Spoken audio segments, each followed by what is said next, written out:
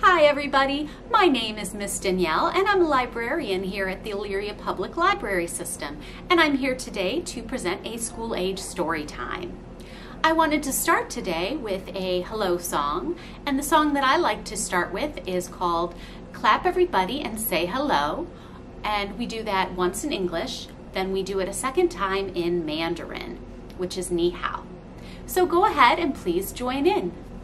Clap everybody and say hello, clap everybody and say hello, clap everybody and say hello, no matter what the weather. Great job, let's do it a second time with Ni Hao. Clap everybody and say Ni Hao, clap everybody and say Ni Hao, clap everybody and say Ni Hao, no matter what the weather. Thank you very much for joining me on that.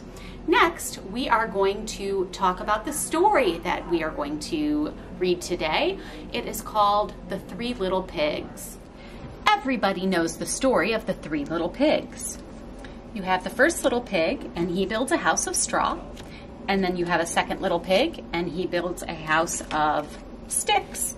And then you have a third little pig, and he builds a house out of bricks. Then the big bad wolf comes along and huffs and puffs, and he blows down the straw house, and this little pig runs over to his brothers, and then the wolf comes along and he huffs and he puffs and he blows down the stick house. And then all three of the little pigs go to the brick house, where the wolf comes over and he huffs and he puffs, but he cannot blow the house down, and the little pigs are safe. Everyone has heard that version of the three little pigs, but what if we look at it a little differently? What if we decide to try the story from the wolf's point of view?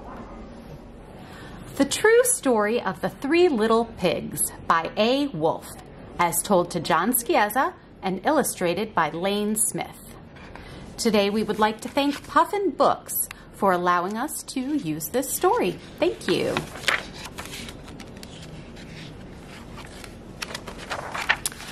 Everybody knows the story of the Three Little Pigs, or at least they think they do. But I'll let you in on a little secret.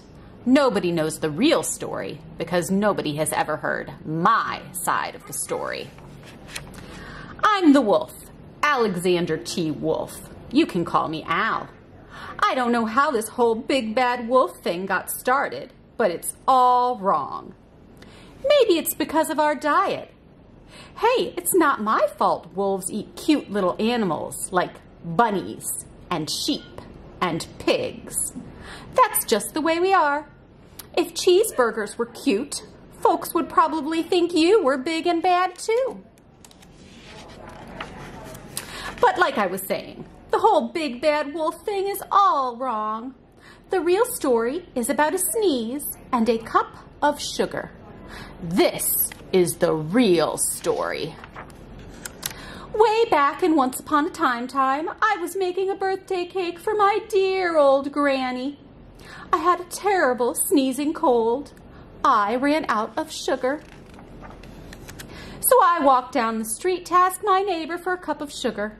Now this neighbor was a pig, and he wasn't too bright either. He had built his whole house out of straw. Can you believe it? I mean, who in his right mind would build a house of straw? So of course, the minute I knocked on the door, it fell right in. I didn't want to just walk into someone's house, so I called, little pig, are you in? No answer.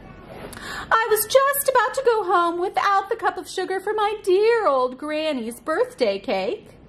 That's when my nose started to itch. I felt a sneeze coming on. Well, I huffed, and I snuffed, and I sneezed a great sneeze. And you know what? That whole darn straw house fell down, and right in the middle of the pile of straw was the first little pig, dead as a doornail. He had been home the whole time. It seemed like a shame to leave a perfectly good ham dinner lying there in the straw. So I ate it up. Think of it as a big cheeseburger just lying there. I was feeling a little better, but I still didn't have the cup of sugar So I went to the next neighbor's house. This neighbor was the first little pig's brother. He was a little smarter, but not much. He had built his house of sticks.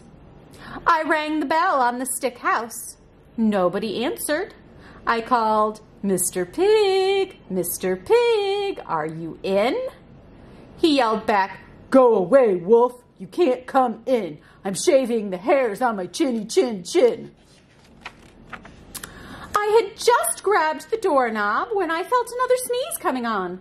I huffed and I snuffed and I tried to cover my mouth, but I sneezed a great sneeze. And you're not going to believe it, but this guy's house fell down just like his brother's. When the dust cleared, there was the second little pig, dead as a doornail. Wolf's honor. Now you know food will spoil if you just leave it out in the open. So I did the only thing there was to do. I had dinner again. Think of it as a second helping. I was getting awfully full, but my cold was feeling a little better. And I still didn't have that cup of sugar for my dear old granny's birthday cake. So I went to the next house. This guy was the first and second little pig's brother. He must have been the brains of the family. He had built his house of bricks. I knocked on the brick house. No answer. I called, "Mr. Pig, Mr. Pig, are you in?" And do you know what that rude little porker answered? "Get out of here, wolf. Don't bother me again." Talk about impolite. He probably had a whole sack full of sugar. And he wouldn't give me even one little cup for my dear sweet old granny's birthday cake. What a pig.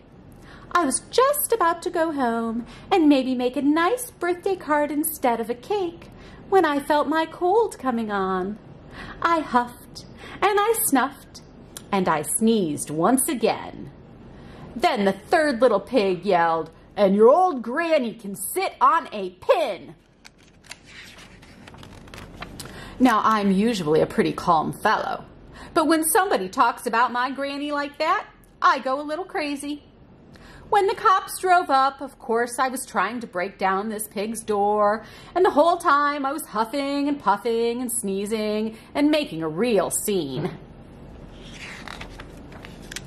The rest, as they say, is history. The news reporters found out about the two pigs I had for dinner. They figured a sick guy going to borrow a cup of sugar didn't sound very exciting. So they jazzed up the story with all of that huff and puff and blow your house down. And they made me the big bad wolf. That's it. The real story. I was framed. But maybe you could loan me a cup of sugar?